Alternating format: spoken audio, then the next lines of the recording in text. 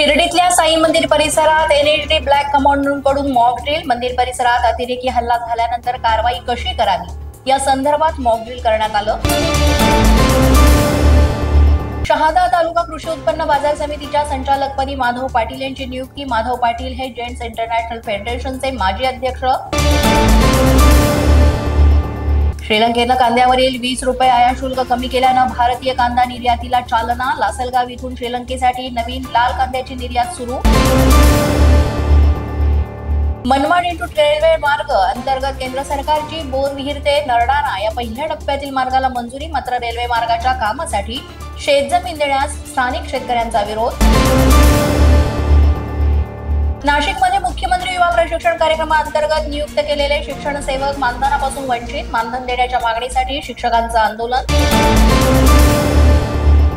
रायगडच्या माणगावमधील उटेखोल परिसरामध्ये डम्पिंग ग्राउंडचा स्थानिकांना त्रास. डम्पिंग ग्राउंडवर जाण्यात येणाऱ्या कचऱ्यामुळे परिसरात विषारी धूर. नागरिकांचं आरोग्य धोक्यात. पुण्यामध्ये वेंकीज कंपनीचे संचालक बालाजीराव यांच्या वाढदिवसानिमित्त आयोजित पार्टीमध्ये मोठ्या प्रमाणावर ध्वनी प्रदूषण. आयोजकांवर गुन्हा दाखल. गडचिरोलीमध्ये स्वतःच्याच बंदुकीमधून गोळ्या झाडल्या गेल्यानं पोलिसाचा मृत्यू. 8 पैकी 3 गोळ्या छातीत लागल्या. जिल्हा न्यायालयाच्या सुरक्षेसाठी उपस्थित असताना हा सगळा प्रकार घडला. इमारतीच्या बांधकामासाठी खोदण्यात आलेल्या खड्ड्यात पडून 9 वर्षीय मुलाचा दुर्दैवी मृत्यू. नवी मुंबईच्या कोपरखैरणे भागातील घटना.